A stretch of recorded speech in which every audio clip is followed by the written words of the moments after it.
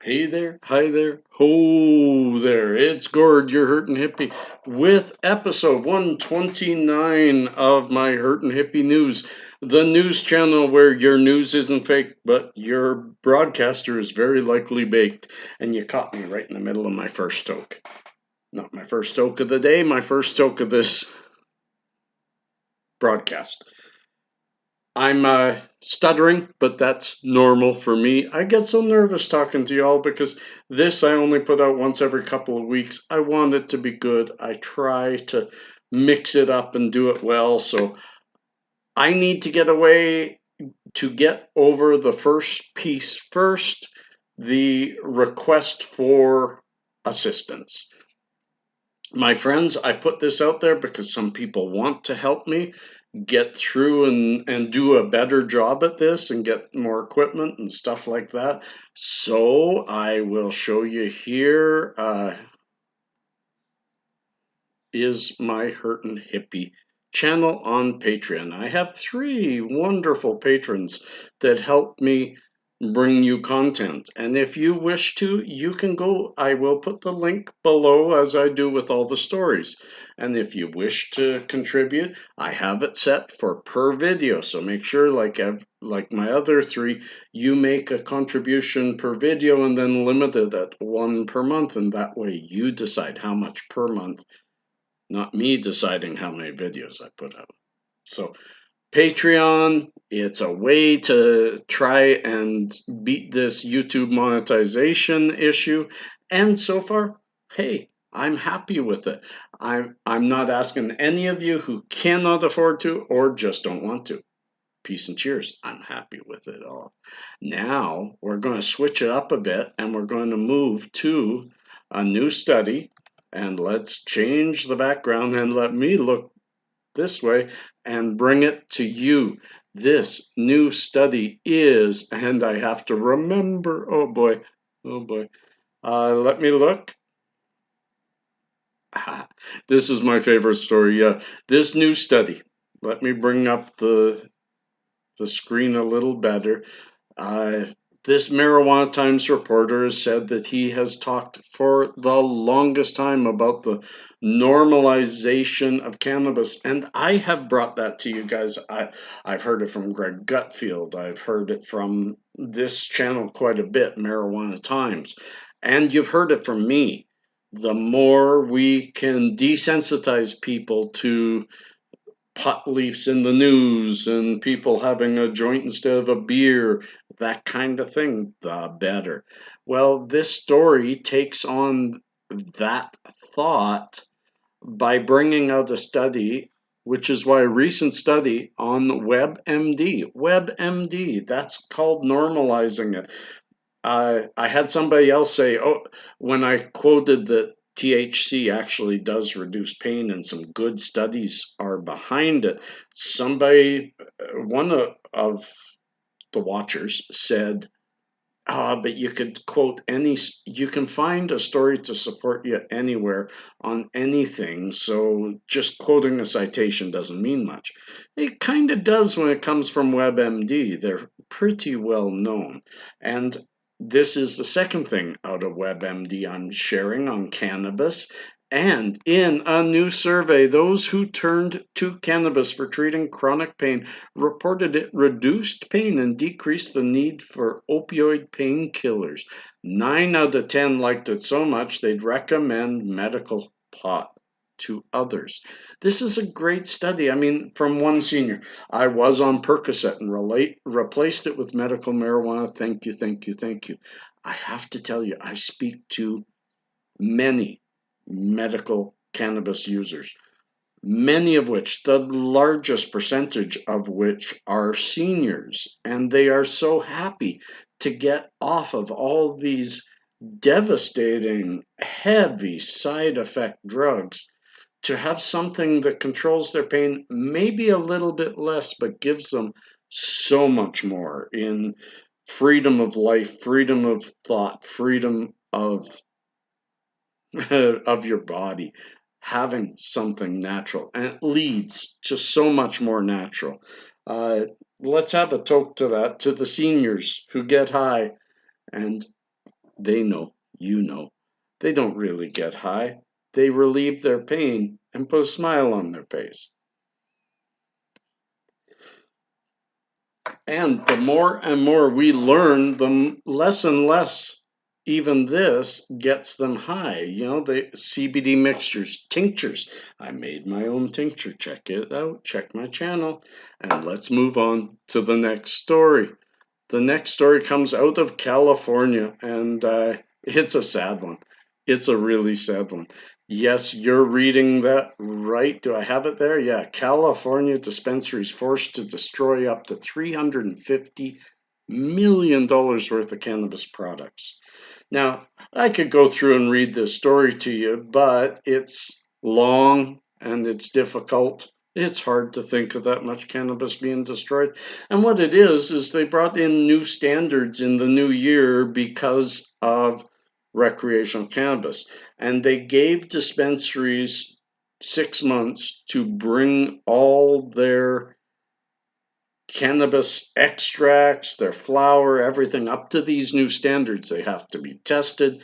They have to have all the THC and CBD and components listed, etc. I'm not against that. I'm not against that. However, they only gave 6 months to comply.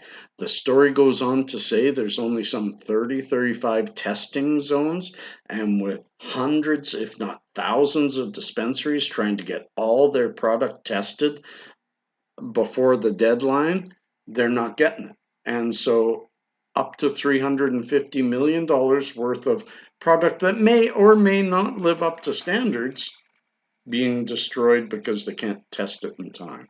If it tested poor, sure. Saying it can't go on the shelf after X date, sure. But destroy it by X date? What a waste of medicine, and it's going to drive up price. Not a smart move, California, but you're fresh to this world. Just like Canada, October 17th will be fresh to the world of recreational, and we're going to make mistakes too. The next story. The next story. Let's move back up. I had this way down because the only thing I was going to read to you is the conclusion, but let's first bring it all the way up to the top. And it's a long one, my friends. It's a long one. Marijuana Times did a great job on this one. It's about lupus and how cannabis can help lupus sufferers. I am going to say that this is one of the most technical reads I've had in a long time. I tried to signal out some of the stuff that I could do that I could read out of this that would be helpful. But if you're not a lupus sufferer, it's going to be boring and technical. And I'm not a lupus sufferer, and I have read up on the disease, and even for me, I got bogged down in it. So I'm not going to do that. I'm only going to read the conclusion. But if you know someone who suffers from lupus, or if you are someone who suffers from lupus, by all means, the link is below. Read through yourself, find out a lot more information. Sometimes we're just not given this by our doctors, and it's good to have this. I've had similar things about fibro, and I loved reading it. But if you read through this, it does talk really good about how CB1 receptors are widely expressed in the central nervous system, and the CB2 receptors are predominantly, but not only, expressed in immune cells and mediate immunosuppressive effects. So it talks about how these two systems, both which handle THC and CBD, work together. This is going to come up later in my next story, I think. Remember, they work together. CB2 receptors, mostly autoimmune. However, found in other places. CB1 receptors, mostly expressed in the nervous system and mediate neurobehavioral, like the mind and stuff. And that's where the psychoactiveness comes from. But it also expresses in CB2. This is important to know because it all ties around the entourage effect, a very important understanding that CBD by itself is not effective. CBD with some THC CBD by itself is effective. But if you want its full efficacy, you have to have THC. You have to have some of the lipids and some of the fats and the terpenes from the plant. Full plant. Anyways, I'm getting off on the tangent. Let's move all the way down. Because, as I said, this is too difficult to read for those of us who are not familiar with all the different T cell expressions and stuff like that. The conclusion, as available research evidence is limited to recommend cannabis as a monotherapy for lupus. It's always good to use as an adjunctive therapy with conventional treatments for better management of symptoms. As every individual symptoms are different and they respond differently to cannabis, we all do, it is advisable to start with low dose of cannabinoids, which can be optimized later on treatment response. And this is something I always say to any new person getting into cannabis: start small, wait, be patient, feel it out for 3-4 hours, then decide to dose up or dose down depending on the response you got. Always start small, so you're very likely going to dose up a little until you find what's peak for you, because what's peak for you is not for me and not for my neighbor. I don't know if my neighbor smokes, but you know what I mean. Let's move on. We're moving kind of fast here, friends. For those who don't know, I'll take a little break here. For those who don't know, I made my tincture yesterday. Wonderful, wonderful way to medicate without smoking, without bringing heat into your lungs. It's an incredible way because it does two things. It sublingually, you get the THC or CBD, this is THC, immediately through getting into the bloodstream from under the tongue. But then you swallow it into your system, and that will go through your liver in anywhere from an hour to an hour and a half, two max, depending on what food's in your tummy and stuff, and will provide further relief down the road. So you get immediate relief and later relief. You take maybe one dose now and one dose half an hour from now, you're doing good for 4 hours. It's wonderful. Think about it. And if you want to know how I made mine, just check out my channel. I got lots more to come. Let's move on to the next. This is the marijuana ups and downs of blood pressure. This is quite a story. I'll let you know that I have what's called white coat blood pressure. I have, for a lot of years, I was testing really low blood pressure. They were worried about me. I was always dizzy, but that was when I was on pharmaceuticals. Ever since I got off pharmaceuticals, let's say 3 to 6 months after I got off, it's been 3 years now. Ever since then, I have tested very positive and not high blood pressure, except the first test. They always have to test once, then leave me alone and test later to prove that the first test is the white coat test. There's a phenomenon known as the white coat high blood pressure, where you get to a doctor's, just being at the doctor's office makes you nervous and your blood pressure goes up. Give time, it goes down. Why am I saying this? Because this is again from Marijuana Times, a good long story that talks all about blood pressure. If you haven't dealt with it, and if it isn't important to you, I'm not going to drag it out. I bring these stories to you and just highlight them. So if it's important to you, you read it, you share it, you talk about it, you comment on it. The reason I bring it up is they talk about how marijuana actually helps lower and regulate blood pressure. Some people will disagree because you can feel when your blood pressure is going up. Have a toke, your blood pressure will increase. That's a normal process of cannabis. Excuse me. It's going to peak and then mellow out at a really positive level. Not for everybody again, but if you are somebody who suffers from high blood pressure, this is something to think about, read more about, and talk to your doctor about it. Always, never take my word for none of this or what you read here for none of it. Even out of WebMD, I still bring those articles to my doctor when we sit and talk and have honest conversations. When you make an appointment and you want to have one of those honest conversations, don't let them give you that 5 minute in, how you doing, anything since last time, no, okay, here, bye. No. If you need an honest conversation, when you phone them, make the appointment, you tell them this is going to be a 20 or 25-minute conversation. I need a conversation. You can book time with your doctor. At least in Canada you can. So that is this story.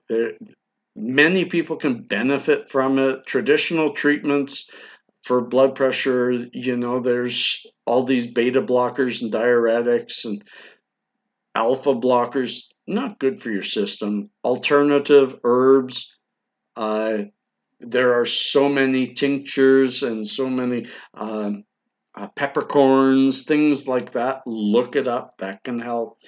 But it does go on to say your best strains for blood pressure are Blue Dream. I have some Blue Dream right here. It's supercritical BHO, butane hash oil.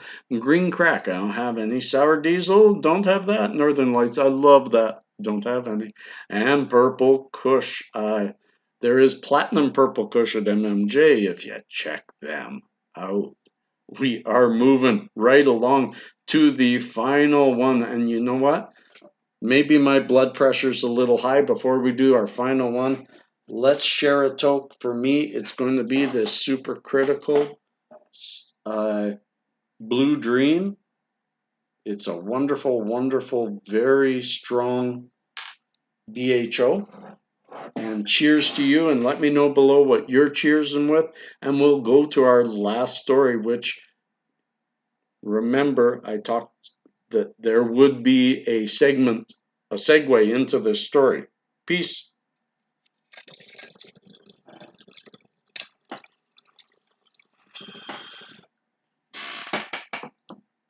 Blue Dream is beautiful. Beautiful, beautiful medicine. This last story, let's move up. This is all about CBD and the fact that they can get it. Does it only come from cannabis and hemp? And let's say the answer is it used to. It used to. This story goes on to tell us, oh, excuse me. Since CBD is exploding in popularity, many companies, they say, because of the unusualness of legality of both hemp and cannabis to get the CBD, that a lot of companies have moved into trying to either synthesize it or grow it out of other plants. I find something really funny about this, but we'll talk about it. They say that it's uncertain, as you see right here, but it's uncertain legality has created barriers between consumers and providers, and I disagree with that. I think this is pharmaceutical land and others trying to cash in. Just cash in on the CBD explosion, because what they don't get are what all of us CBD users have learned.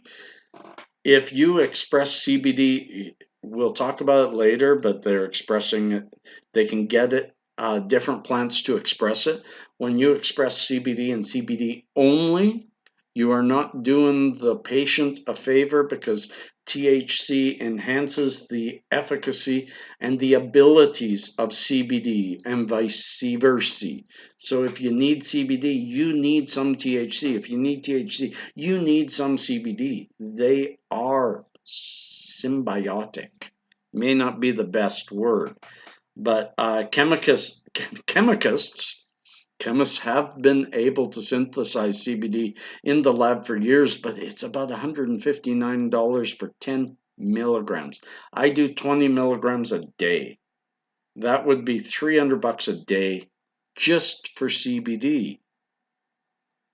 So what they've tried to do is they have now learned, one company says that they have expressed it from hops, but they will not produce any proof of it. So they say CBD has been expressed from yeast, and it's by manipulating the DNA of the plant. It says right here, by manipulating their DNA, yeast can produce CBD and THC and other cannabinoids or terpenes that would be naturally found in the cannabis plant. So it goes on to talk about this. Now, of course, we are getting into a scientific world where they grow steaks in a laboratory, where they grow animals from, they grow livers, they grow organs of the body.